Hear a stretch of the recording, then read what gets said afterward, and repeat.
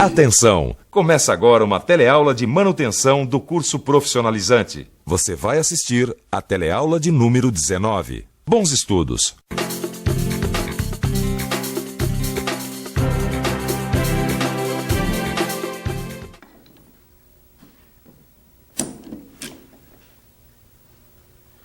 Eu estava aqui desmontando esse conjunto mecânico e encontrei alguns rolamentos com defeito. Então eu vou ter que substituir esses rolamentos defeituosos por outros, tomando cuidado para não danificar os que estão em boas condições. Na verdade, isso que eu estou fazendo aqui é um procedimento comum na manutenção. Na teleaula de hoje, você vai aprender como executar esta tarefa. Isto é, como verificar, desmontar e montar esses conjuntos mecânicos conhecidos como mancais de rolamentos. Ah, você também não sabe o que é um mancal? Então preste atenção, porque este é o assunto da nossa teleaula de hoje.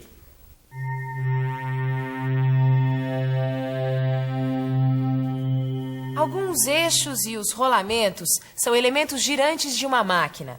Esses elementos, para funcionarem, necessitam de um suporte de apoio que tem o nome de mancal. E os mancais se dividem em dois tipos, os mancais de deslizamento e mancais de rolamento. Nessa e na próxima teleaula, você vai conhecer os mancais de rolamento.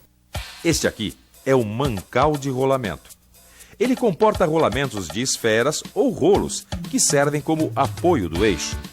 Quando o eixo gira, essas esferas ou rolos também giram. Os rolamentos, por sua vez, podem ser de três tipos. Estes são rolamentos radiais. Eles suportam cargas que atuam perpendicularmente ao eixo.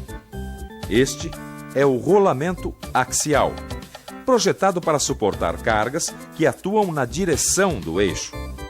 E, por fim, este é o rolamento de cargas mistas, que suporta cargas tanto no sentido radial quanto axial. Mas agora que você já sabe alguma coisa sobre os tipos de mancais e os tipos de rolamentos, está na hora de ver um pouco desse conhecimento aplicado na prática. Então, Caio, o que é que manda aí? Ô, mestre Paulo, tava mesmo querendo falar com o senhor. Olha só, eu tô começando agora a trabalhar com rolamentos e uma coisa que eu não consigo entender é como é que a gente consegue verificar as condições de um rolamento. Esse tipo de verificação é feita pelo tato e pela audição. Ó, eu gostaria de aprender mais sobre esse assunto. Será que o senhor podia me dar algum tipo de exemplo? Se você precisar verificar o processo de giro, gire o rolamento lentamente com a mão. Se o movimento for produzido com esforço ou se ocorre de modo desigual, é que o rolamento está apresentando algum problema. Para fazer a verificação pela audição, você tem que fazer o rolamento funcionar com um número de rotações reduzidas. Aí, dependendo do ruído produzido pelo rolamento, você pode deduzir se está com defeito. A verificação pelo ouvido pode ser melhorada utilizando-se um estetoscópio eletrônico.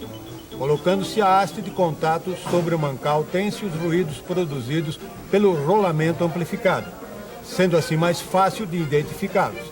Antigamente, esta verificação era feita com uma chave de fenda ou bastão de madeira. Mas como é que eu consigo saber pelo som qual é o problema com o rolamento? A prática vai ensinando. Por exemplo, se for um som assim como um zumbido, é porque as pistas do rolamento estão sujas. Se for um som mais forte, bem estrepitoso, é porque as pistas do rolamento estão danificadas ou descascadas. Agora, se for um som metálico, assim tipo um silvo, aí é sinal de uma pequena folga ou falta de lubrificação. Bom, precisa ter um ótimo ouvido, né? E é preciso mesmo. Com a prática e a dedicação, a gente vai aperfeiçoando. Mas além do ruído, existe um outro fator importante para se observar as condições de um rolamento. É a temperatura. Utilizando um termômetro digital. E quando a temperatura estiver mais alta do que o normal, ou então estiver variando muito, isso significa que o rolamento tem algum problema. E este problema pode ter diversas causas. Pode ser, por exemplo, por lubrificação deficiente ou até excesso de lubrificação. Pode ser devido a excesso de carga, a presença de sujeiras, início de desgaste ou ainda outras causas. Por exemplo, folga interna muito pequena. Rolamento preso axialmente. Calor proveniente de fonte externa. Mas é bom não esquecer que após a lubrificação de um rolamento, é normal que aconteça um aumento de temperatura durante 1 ou 2 dias. Mas existem também outros pontos que devem ser verificados, como vedações, o nível do lubrificante e se ele tem ou não muitas impurezas. Agora você já sabe o que precisa fazer para verificar as condições de um rolamento e conhecer se ele apresenta algum problema. Bom, mas uma vez detectado o problema, é preciso realizar uma inspeção mais detalhada das várias partes do conjunto que estão com defeito. Além disso, a inspeção deve ter um método, isso é, ela deve obedecer uma sequência de operações. É bom você ficar um pouco mais por dentro desse assunto.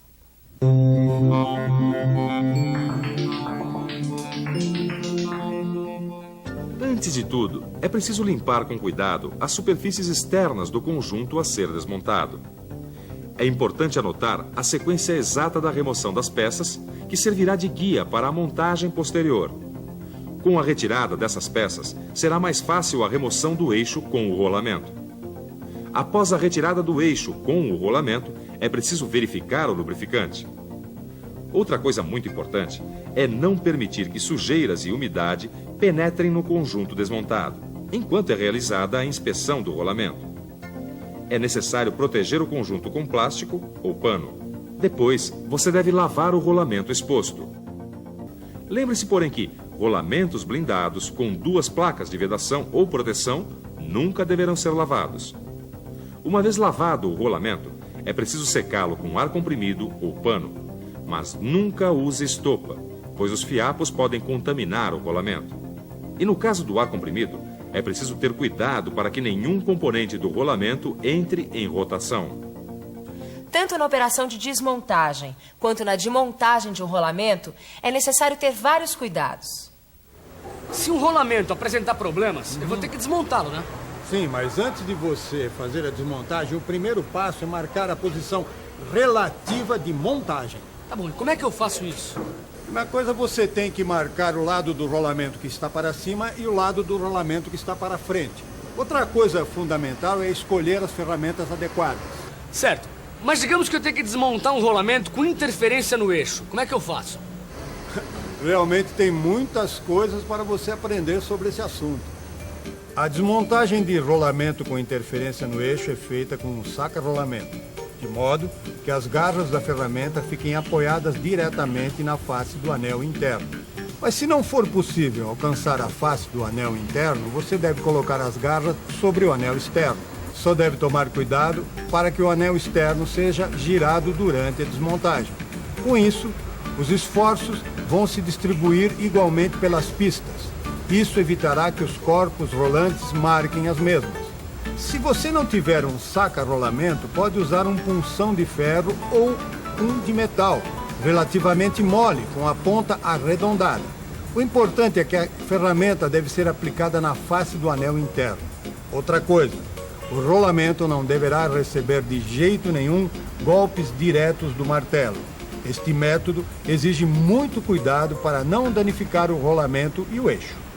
Com todos esses cuidados que o mestre Paulo indicou, você vai fazer uma desmontagem sem danificar o rolamento. E para montar o rolamento, você também deve ter uma série de cuidados, como escolher o método certo de montagem, observar a limpeza do rolamento e do local da montagem. É preciso selecionar as ferramentas adequadas, que deverão estar em boas condições de uso para a montagem. Depois disso, você ainda tem que tomar várias providências. Remover as rebarbas e fazer a limpeza do eixo e encostos. Verificar a exatidão de forma e dimensões dos assentos do eixo. Mais uma coisa importante. Se você for substituir o rolamento, só tire o rolamento novo da embalagem na hora de fazer a montagem, porque a embalagem tem um protetor antiferruginoso. Se você aplicar esses princípios direitinho, pode se considerar pronto para iniciar a montagem. Mas não esqueça que você vai fazer a montagem de rolamentos com interferência no eixo. Para fazer esse tipo de montagem, você deve seguir os seguintes passos. Primeiro, lubrifique o assento do rolamento. Depois, posicione o rolamento sobre o eixo. Com o auxílio do dispositivo adequado, monte o rolamento. Lembre-se que os golpes não devem ser aplicados diretamente sobre o rolamento, e sim no tubo metálico adaptado ao anel interno. Para fazer a montagem, use as roscas internas ou externas já existentes no eixo. Se o rolamento for pequeno ou médio, devem-se usar prensas mecânicas ou hidráulicas. Mas, se os rolamentos forem grandes, é preciso aquecê-los em uma temperatura entre 100 e 120 graus Celsius. Depois, coloque-os no eixo antes de esfriarem. Mas se o rolamento for do tipo que tem lubrificação permanente, esqueça tudo que eu falei sobre aquecimento, pois o aquecimento removeria o lubrificante e acabaria danificando o rolamento. Neste caso, você deve resfriar o eixo onde o rolamento vai ser acoplado, pois a contração facilitará a montagem. Mesmo assim, é preciso prestar atenção no tipo de aço que está sendo utilizado, pois alguns deles apresentam modificações estruturais quando são resfriados. Mas, de um modo geral, estes são os procedimentos que você deverá adotar quando for fazer uma montagem de rolamentos com interferências no eixo. Mas e se o rolamento, em vez de interferência no eixo, estiver com interferência na caixa, como numa roda, por exemplo? Nesse caso, você tem que fazer a desmontagem com o auxílio de um tubo metálico com a face plana e sem rebarba, como este aqui. Uma das extremidades do tubo é apoiada no anel externo, enquanto a extremidade livre recebe os golpes do martelo. Esses golpes devem ser distribuídos ao longo de toda a extremidade livre do tubo. Se entre os rolamentos houver algum ressalto, então use um punção ou alguma ferramenta similar, mas aplique o esforço sempre no anel externo. Não havendo condições de retirar o rolamento utilizando os métodos anteriormente citados, utiliza-se um saca-rolamentos com hastes reguláveis, aplicado no anel interno do rolamento. Uma vez desmontado o rolamento e sanado o problema, os passos para a montagem vão ser basicamente os mesmos da montagem do rolamento com interferência dos eixos.